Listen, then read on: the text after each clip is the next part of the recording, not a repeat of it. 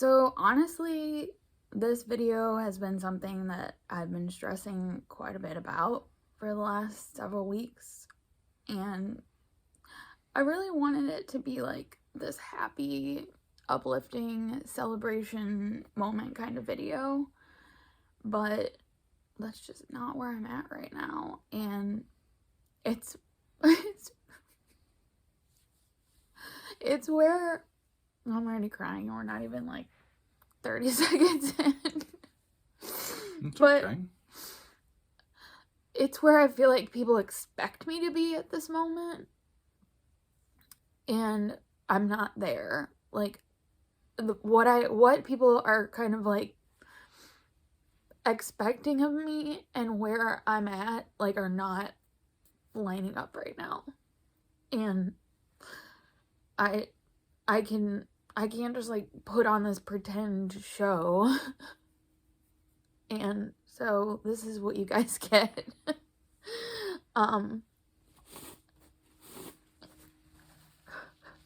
Sorry. It's okay. You're allowed to cry. You're allowed to be emotional about this. I wanted to start this video out just kind of going over a little recap of like what's happened over the last 9 months, because we have sure as heck been through the ringer in the last 9 months.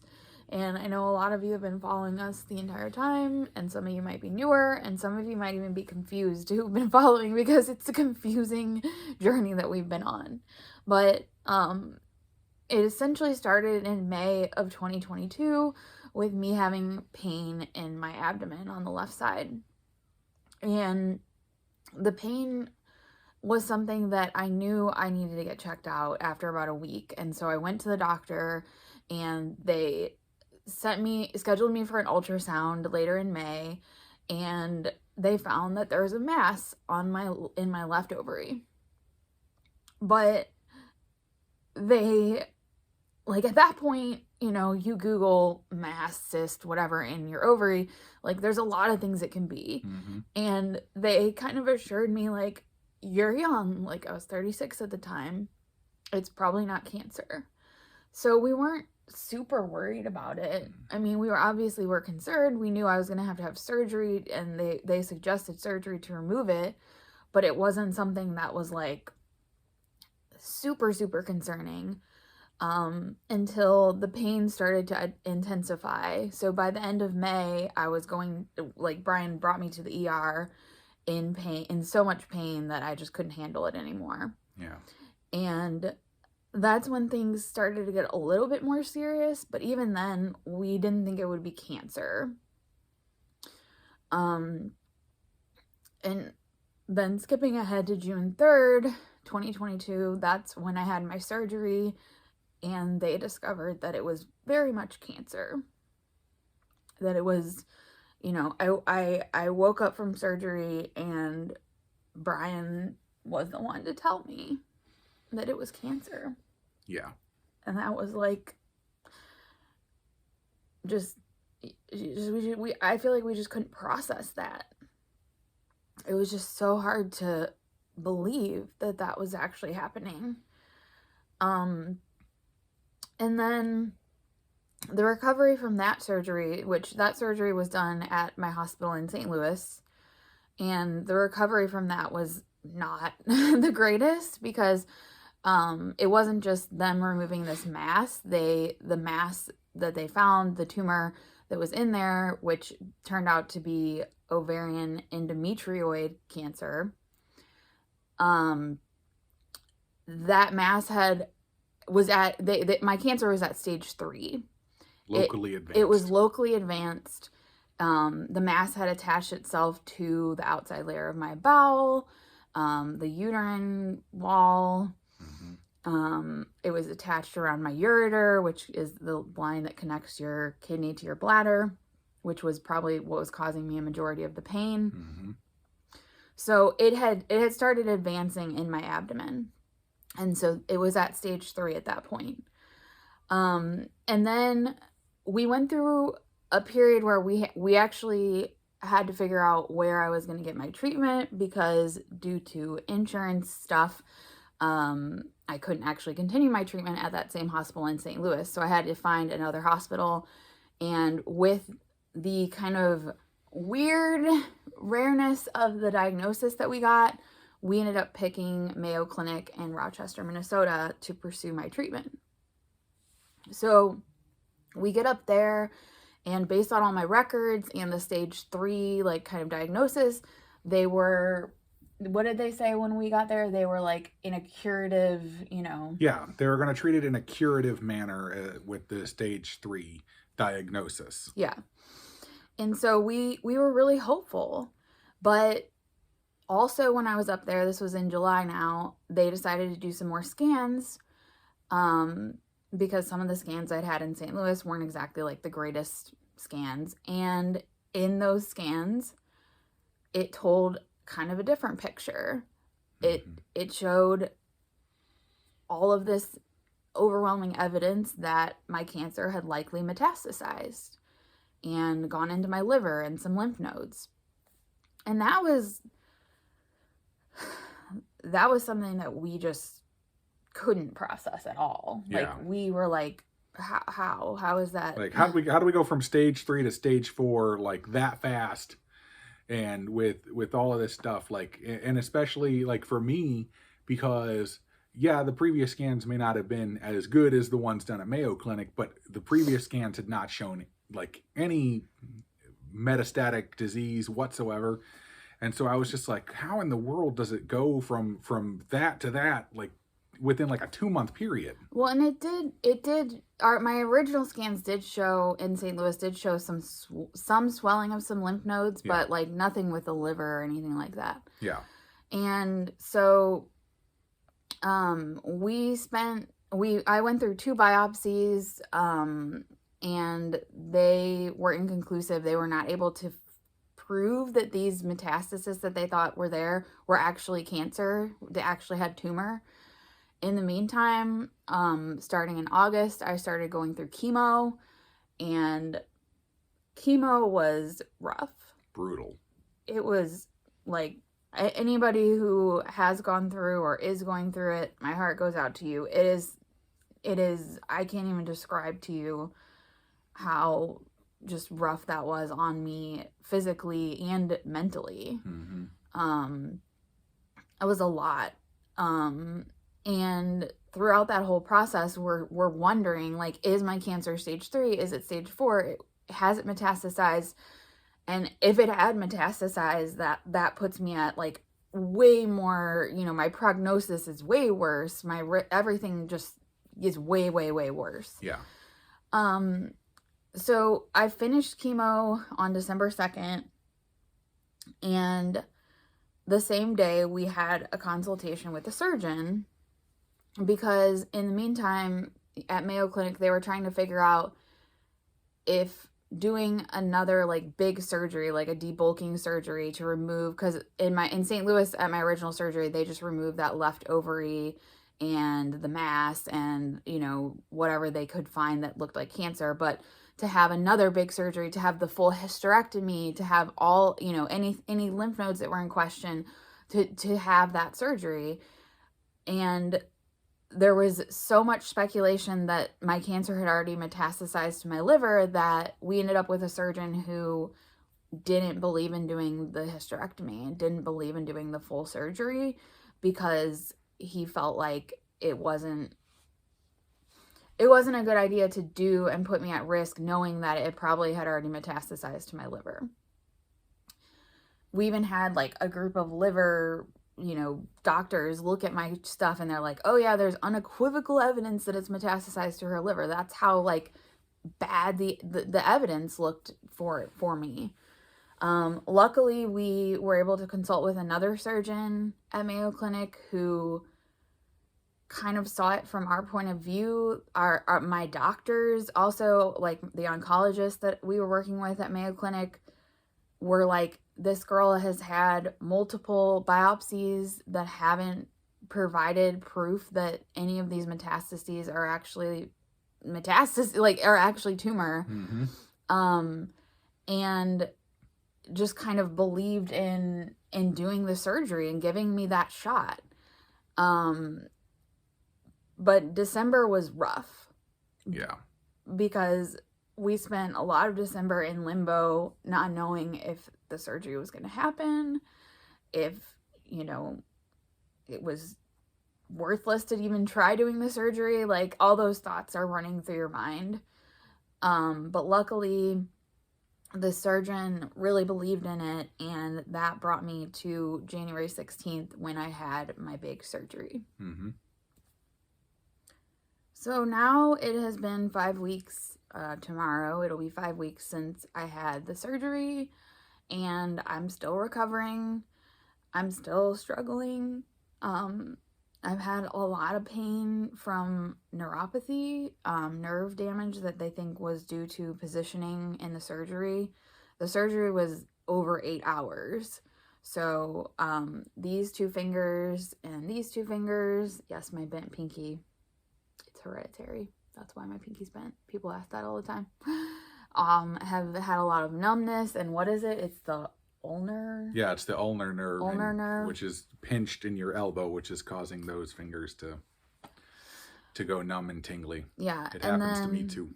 That hasn't been as painful as my foot. My left foot has neuropathy pain that is just brutal. Like, it feels like my foot is on fire. It has been, it has brought me to tears several times. Many times. And so that's something that I'm still struggling with. I also have, still kind of discomfort, pain, weirdness in my abdomen where the incision was. It was a rather large incision, that they made to do the surgery where they did the full hysterectomy. They removed my omentum. They removed my, other ovary and fallopian tube. They took out 57 lymph nodes, which just sounds crazy to me. They took out a lot of stuff. Lots of stuff. So I'm still recovering from that. But when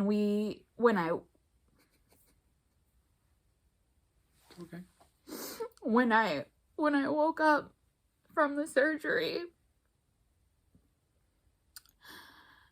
I just remember the surgeon standing over me, and I was in and out kind of, but she was telling me that when they were doing like the frozen sections where they test, while you're in surgery, they take stuff that they're taking out. They have a lab just right across, and they start testing and looking for tumor and looking and trying to find stuff. Yeah, they take all the suspicious looking stuff and they send that over to pathology to immediately get results. And she said that they didn't find any cancer in anything that they were looking at. And I was just like in disbelief. I mean, we both were. In the back of my head, I was like, going into it, we of course joked like, we're doing these biopsies and they can't find any cancer. Like, maybe there's no cancer left in there. But like, we never thought that would actually be the case. I think we're so used to getting bad news. It was, that when we got like a little piece of good news, it was like, no, that's not right. Do it. Check it again. But, and they did tell us that. They told us that was like the original, the check that they do during surgery. It still had to go through like the full pathology, like the full shebang, which would take like, week, 10 days, 2 weeks, whatever. But that was, I just remember then, seeing Brian after the surgery and him like saying the same thing. And we were just, I don't even know. I don't even know what, we should have been like over the moon excited, but we were just like, what? Like, and of course then I'm still like in the hospital recovering. And so we waited for the final, we wanted to wait for like the final word before we like shared anything publicly. But we got back the pathology report, And the doctor actually did say that they went through everything with a fine-tooth comb. I believe the quote was, the pathologist said, "We went crazy on it." A lot more checking than they did on any of the normal stuff that they would do. Like they did the extra mile on the testing of her tissue samples. And just the length of the list of stuff that they tested is just insane. But going through this report, it's like, you know, you see just all of this that just is overwhelming. It's like, no definitive viable tumor is identified. No residual carcinoma or hyperplasia is identified. Benign uterine corpus, you know, like negative for tumor. No definitive viable tumor seen. Negative for tumor. Negative for metastatic carcinoma. Negative for tumor. Negative for metastatic carcinoma. Again, like just over and over. Negative for metastatic carcinoma. Negative for tumor. Negative for metastatic carcinoma. Negative for tumor. Negative for tumor. Like this whole report is just like pages of like no definitive viable tumor is identified. And it's just like, we're just baffled. The doctors are baffled. They were like, this is not what they were expecting. Now what they did find in my biopsies and in this, in the stuff that was taken out during surgery, is keratin granulomas. Which I don't know, I still don't really fully understand keratin granulomas. Well, like I said before, keratin is the stuff that like your hair is made out of and your fingernails and that. And a lot of times people get keratin granulomas like pretty much just under their skin, and like you can get them removed and all that. They're sort of small tumors or, you know, tumorous material that will usually go away on their own, but they're completely benign. Yeah. So the thing is, like, in this report, it says that the keratin granulomas identified in current material likely represent treated tumor, like tumors that already have been treated. But my doctor doesn't necessarily agree with that. So that's the question is, and we will never know the answer, probably. Is it's possible a keratin granuloma is not supposed to be there. Yeah. But it's possible that tumor was there, was treated, and is gone, and left behind is just this keratin granuloma. Yeah. It's also possible that the cancer was never there, like in those places. Like, obviously, I definitely had cancer. Like, the mass that they removed from the beginning was 100% cancer, like, for sure. The polyp in your uterus, also 100% cancer. So like there is no questioning that. The first surgery, the stuff they took out, there's no question that was cancer. But in the second surgery, it's, you know, my doctor actually said, hold on, let me find it. There's a lot of pages here. There's a big report. Like I said, they went crazy on it. My doctor, in her report, said, regarding the granulomas, I do not think that these are treated tumor since the liver granulomas were found before any chemotherapy. So they found keratin granuloma in my liver before I had any chemo, before any of that cancer would have been treated in my liver. So she is not convinced that these keratin granulomas are actually, you know, representative of tumor that was treated, and that's what's left behind. We've also read a bunch of different studies, and this one specifically was a study about a case of endometrioid cancer, just like mine, and it said that keratin granulomas without viable cancer cells do not show any significant prognostic influence. Yeah. Although the number of cases is limited and the follow-up period is short. So this is like some bizarre, rare, weird thing going on. Like, it's not normal, but there are a few studies out there, and you know, there's another study that says as long as no glandular component is identified histologically, keratin granulomas should not be considered tumor spread and should not result in upstaging. So like the staging of my cancer from 3 to 4. Yeah. So again, we may never know like exactly why these keratin granulomas are showing up in lymph nodes in my liver and, you know, other places where they're not supposed to be. But our belief now after talking with the doctor, our belief now is that these keratin granulomas, which were showing the red flag for the metastasis of my cancer, are just that. They're just the keratin granulomas and will hopefully not affect my prognosis going forward. And just the fact that there were no cancer cells in any of what they took out during this second surgery is just like, it's mind-boggling. It's mind-boggling. And it's like, we should be like busting out the we should be doing the confetti, like we should be like celebrating and all of that. But I think we're both just like scared. We're definitely like in shock because, like I said, we've been getting kicked for the last several months, and it's like, okay, we actually get a good report about something. We're not used to good reports at this point. And so like even with a good report, we're like, we don't want to it's like we don't want to jinx it, you know. It's like we don't want to be like, okay, it's like if we don't celebrate, we'll be fine. but yeah, again, like everyone around me is obviously like super happy, and like I know a bunch of you are going to be super happy too. I know. And so like I feel weird that I'm still sitting here crying, but I think a lot of it is just I'm trying to process all the stuff that we've been through in the last 9 months. Yup.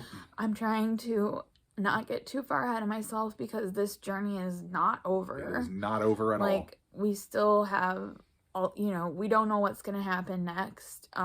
Obviously doing the surgery was just like I can't even imagine now if we'd gone with that first surgeon's recommendation and not done the surgery, we would have just continued down this line of like biopsies and all this stuff to try to find, you know, what's going on, and not found anything. Yeah. And so the fact that like everything that poses a risk to me has now been removed, like because there was that second cancer when they did my original surgery.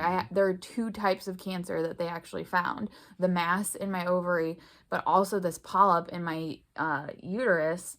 And so like, yeah, get the uterus out of there. Like don't, you know, we don't need anything in there that's going to potentially like, just the fact that they took out all those any of the lymph nodes that were at all suspicious. And just the fact that like that surgeon gave me like saw what my case is not the typical case, and was willing to like look at it with a different angle and give me the opportunity to get this surgery and, you know, give me the best opportunity at being cancer free. Yeah. It's very overwhelming, and it means a lot, and I feel very grateful for that. And like that's the question, like, so am I cancer free now?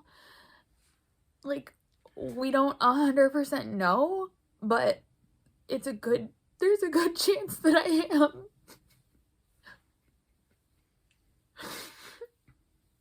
But, you know, now we start so like what's next is we start the long road of checks and, you know, monitoring. And they basically wanted 3 months from whenever we had this conversation with the doctor. So it's early May is going to be my first like kind of follow-up scans. Yeah. But like there's no more treatment needed at this point because they didn't find any more cancer. They also did genetic testing, and there was no genetic component that they could exploit with treatment like immunotherapy or anything like that. And so they, you know, we aren't going to do that as of right now unless something happens to change or whatever. But I'm so proud of you for everything that you've done. for the strength that you've shown throughout all of this. You've honestly been amazing. I know you don't feel like you've been amazing, but you have been. Thank you. And not only that, but the strong-headed nature of you and me, and our just stubbornness to just accept what things are.